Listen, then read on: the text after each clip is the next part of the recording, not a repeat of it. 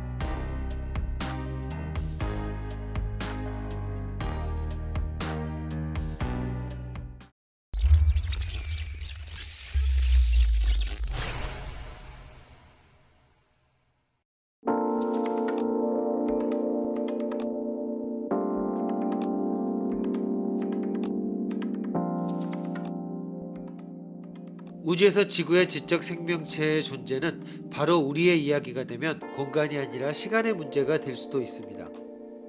전생의 문제까지 연결된다는 것입니다.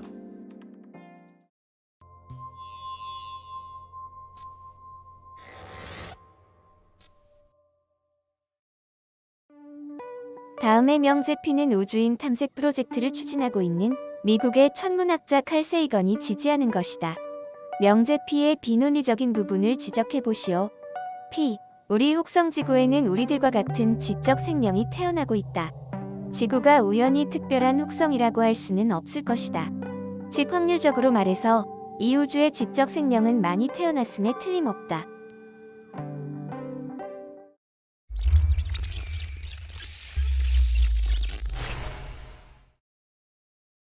지적 생명이 태어날 확률이 높고 우주에 지적 생명이 많이 태어난 경우와 지적 생명이 태어날 확률이 낮고 우주의 지적 생명은 한 장소에서밖에 태어나지 않은 경우를 비교해 봅시다.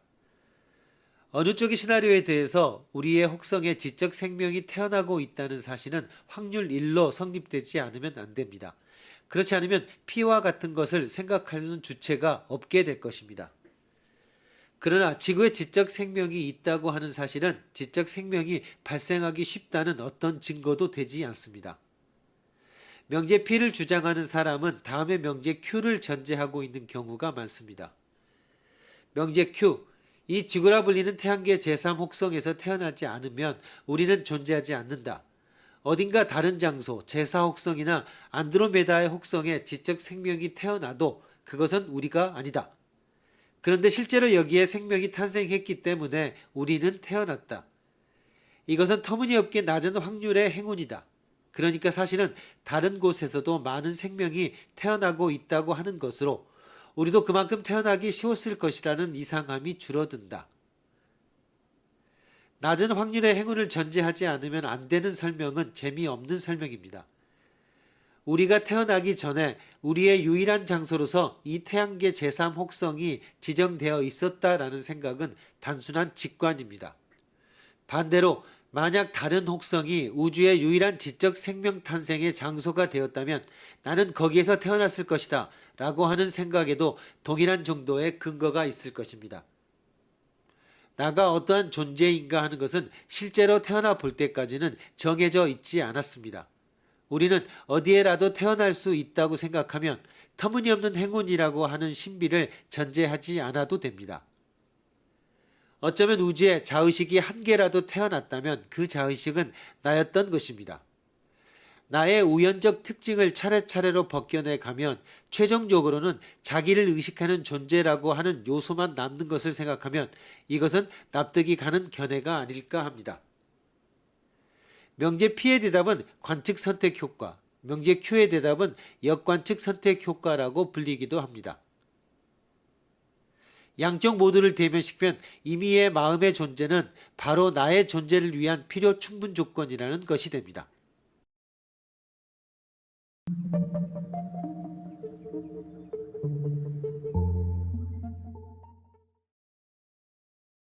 이것은 윤회 전생관입니다. 왜냐하면 우주의 역사를 통해서 인간과 같은 자의식의 존재가 한 개라도 존재하고 있는 한 이 같은 나가 계속 존재한다라는 생각이기 때문입니다. 그러나 윤회에 대해서는 많은 반론이 있어 왔습니다. 가장 논리적인 반론으로서 이 세상에 존재하는 자의식의 수는 시대에 의해 변동한다라고 하는 것입니다. 지구 인구의 증가와 감소를 봐라. 이것은 나들이 전원 항상 신체를 가지고 계속 전생하고 있다는 윤회 전생관과 모순됩니다. 이런 비판에 대해서는 한 개의 뇌에 머무는 의식은 복수의 의식으로 분리 가능하다라는 발상을 채용하면 해결됩니다. 즉, 한 개의 뇌 안에 우연히 같은 장소에서 같은 경험을 하고 있는 복수의 혹시 무수한 별개의 인격이 공존하고 있다라고 생각해도 무리가 없는 것입니다. 이 세상에 그때그때 탄생하는 유한계의 뇌 안에 무한계의 인격이 산계에 머무르고 있다. 이 모델을 채택하면 인구가 얼마나 증가하든지 줄어들든지 인격들은 항상 현세에서 신체를 가지고 생활하는 것이 됩니다.